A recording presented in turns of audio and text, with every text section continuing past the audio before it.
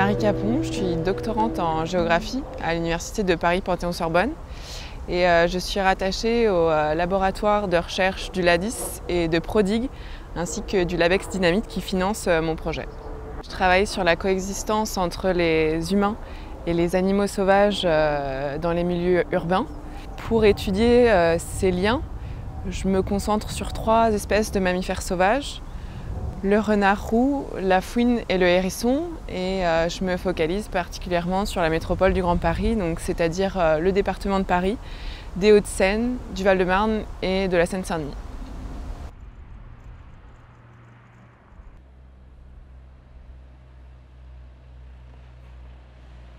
La thèse, elle s'articule autour de 5 axes de recherche. Le premier axe vise à identifier les espaces dans la métropole du Grand Paris où les rencontres sont les plus probables entre les citadins et ces 3 mammifères sauvages. Pour cela, on réalise une cartographie des espaces de rencontre potentiels. C'est une carte qui est élaborée à partir de points d'observation. Et ces points d'observation sont considérés en parallèle à des caractéristiques environnementales, à des variables environnementales.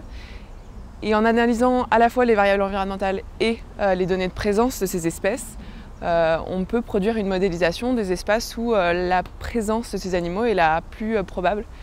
Et à partir de là, en combinant aux pratiques des citadins, on peut aboutir à une carte des espaces de rencontre potentiels.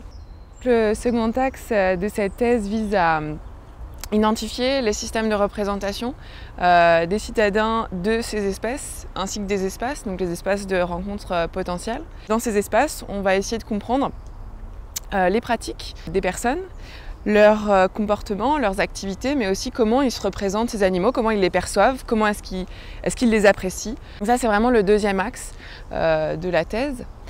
Le troisième vise à identifier s'il existe un enjeu sanitaire qui est lié à l'existence de ces espèces dans la métropole du Grand Paris, puisque ces espèces, la fouine, le hérisson d'Europe et le renard roux, peuvent potentiellement être vecteurs de maladies qui peuvent être transmissibles aux hommes ou à leurs animaux de compagnie.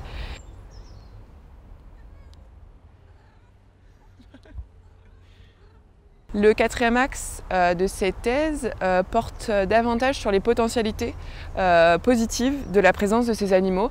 Quel rôle est-ce que cette coexistence elle peut jouer dans la vie des citadins au quotidien, dans un contexte plus global de rapport à l'environnement et de rapport à la nature.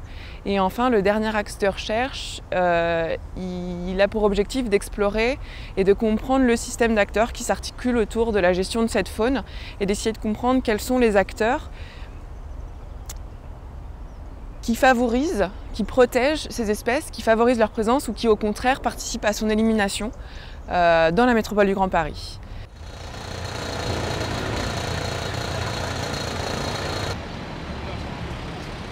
Les objectifs de cette thèse sont à la fois d'avoir une dimension opérationnelle pour pouvoir, on l'espère, fournir des pistes de réflexion qui peuvent aider les gestionnaires de la biodiversité, mais également elle a un objectif de recherche, d'enrichir les travaux qui sont menés sur ce sujet. Les données qu'on utilise, elles sont de 2 types. Le premier type sont des données d'observation. Ces données, elles émanent de différentes institutions. La mairie de Paris, à travers l'agence d'écologie urbaine, nous en a fourni, mais également l'Observatoire de la Seine-Saint-Denis, l'Observatoire de la biodiversité de la Seine-Saint-Denis, le Conseil général du Val-de-Marne, le Conseil général des Hauts-de-Seine, mais également l'Association Faune Île-de-France à travers la LPO. Et on a un autre type de données, c'est des données qui représentent des prises en charge d'animal dans un centre de soins des animaux sauvages. Et donc ça, c'est le centre d'accueil de la faune sauvage de l'école vétérinaire de Maisons-Alfort qui partage avec nous ces données. Le centre de soins de l'école vétérinaire a plusieurs particularités. C'est d'abord un centre de soins, donc ça veut dire que c'est un centre qui est régi par une réglementation spécifique et liée au fait qu'on reçoit des animaux sauvages, donc qui bénéficient d'un statut de protection. Et c'est aussi un centre de soins qui est dans une école vétérinaire, donc ça veut dire qu'on reçoit différents publics et qu'on peut proposer des actions de formation. L'essentiel des animaux qui nous sont amenés arrivent par des personnes qui vont trouver au cours de visites dans les villes ou à l'extérieur des animaux sauvages. Le hérisson, finalement, les gens ne vont pas hésiter à ramener les hérissons, c'est pour ça qu'on reçoit plusieurs centaines de hérissons. On approche les 500 hérissons par an et c'est en progression constante. Et en plus, c'est un animal qui ne pose pas de problème. Donc pour le ramassage, les gens sont familiarisés à cette espèce et c'est souvent une espèce qui bénéficie d'une aura intéressante auprès du public. Les renards et les fouines, c'est un petit peu différent parce qu'effectivement, ce sont des animaux qui ne sont pas faciles à manipuler, qui peuvent éventuellement poser problème au niveau de la contention. Donc il y a deux cas de figure. Lorsqu'il s'agit de très jeunes animaux, ça peut être le fait de personnes qui vont découvrir des animaux qui semblent abandonnés par leurs parents alors que simplement la mère est allée chasser et qui vont récupérer l'animal et nous l'amener. Et puis on peut recevoir aussi beaucoup plus ponctuellement des adultes qui là posent clairement des problèmes de manipulation. Alors soit c'est des animaux qui présentent des graves blessures, soit c'est plutôt les pompiers ou éventuellement les fourrières aussi qui peuvent être amenés, puisque ce sont des espèces qu'on trouve dans les villes, qui peuvent être amenés à nous amener des individus adultes. J'ai parlé du nombre de hérissons qui est vraiment très très important. Pour le coup, le nombre de renards et de fouines qu'on reçoit est beaucoup plus faible et beaucoup plus variable dans le temps. Il y a des années à fouines, il y a des années à renards. Bon, pour l'année 2016, on était autour de 25 fouines et 30 renards accueillis au centre.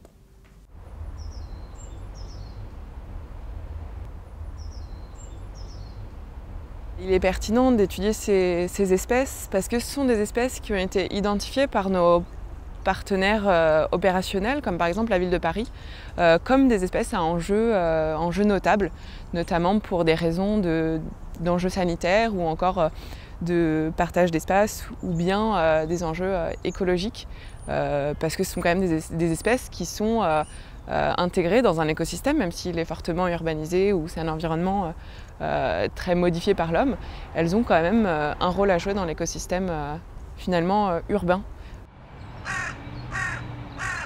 De plus en plus, le public est demandeur de nature, on parle de plus en plus d'écologie urbaine, et donc on est tout à fait dans une phase où le bois de Vincennes prend de plus en plus d'intérêt de ce niveau-là. On parle beaucoup de continuité écologique actuellement, et donc quand on regarde une carte ou une photo satellite, on voit que le bois est vraiment encerclé dans la ville. Cela ne pose pas beaucoup de problèmes aux oiseaux qui sont très présents, mais pour tout ce qui est mammifère, la circulation est beaucoup moins évidente entre le bois de Vincennes et la région Île-de-France. On a une population de renards qui n'était pas présente au début des années 90, qui est arrivée sans doute par le fait que la population de renards s'est accentuée en grande couronne. Donc les renards sont arrivés, donc il y a eu un couple ou deux qui a pu s'implanter, qui a dû se reproduire un peu en cercle fermé. Et donc on a eu une population importante qui a chuté maintenant et qui se maintient à un niveau de, disons, peut-être une dizaine d'individus dans le bois, quoi. Le hérisson, lui,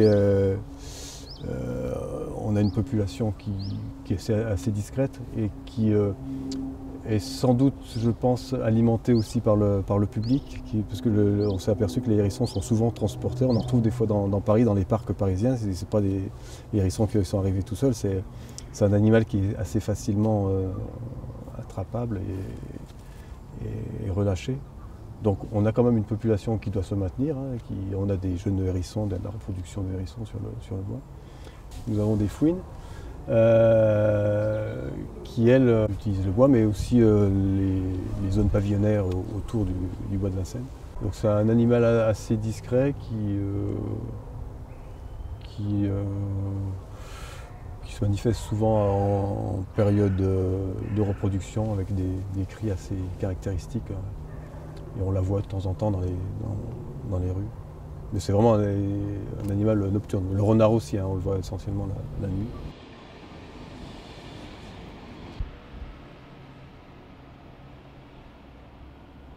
Principalement, si on trouve ces espèces dans des milieux aussi urbanisés, c'est qu'elles trouvent des conditions favorables, du moins à leur maintien, sinon leur développement. Ces facteurs, ça va être une abondance de ressources alimentaires, que ce soit en rongeurs, mais également en restes alimentaires humains, mais aussi parce qu'il y a une absence de prédateurs de ces espèces dans les milieux urbains, ou du moins dans la métropole parisienne.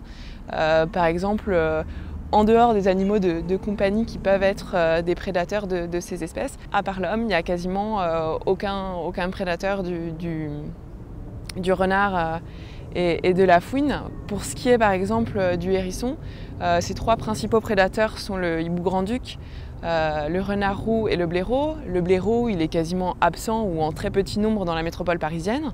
Le hibou grand-duc, pareil, il n'y en a pas ou très peu.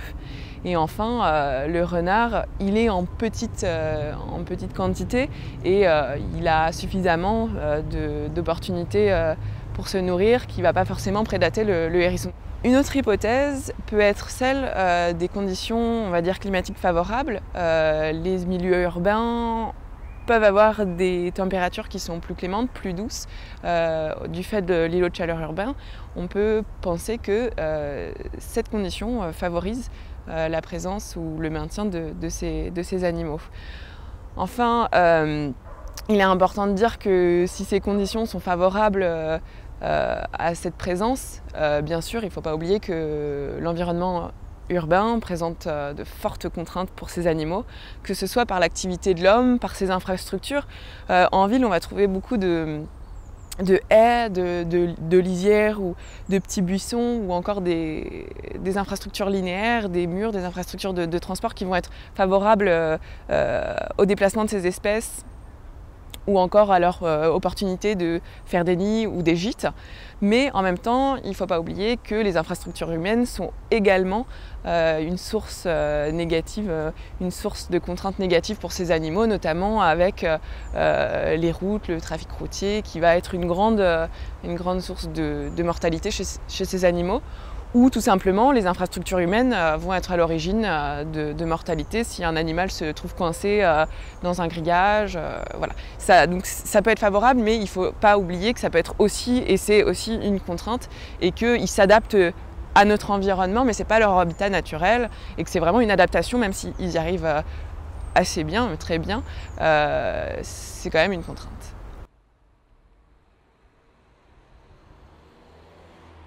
Moi, ce qui me plaît le plus dans ce travail de thèse, il y a deux choses. La première chose, c'est qu'il a une dimension opérationnelle.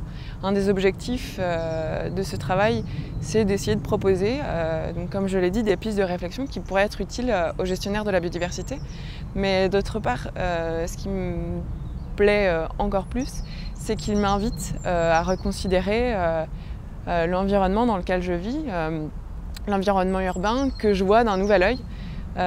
Depuis que je travaille sur ces questions-là, je le vois plus uniquement comme un environnement urbain humain, mais je le vois maintenant comme un espace de cohabitation. Et il me permet du coup de repenser les relations à la nature et les relations que les hommes entretiennent avec la biodiversité.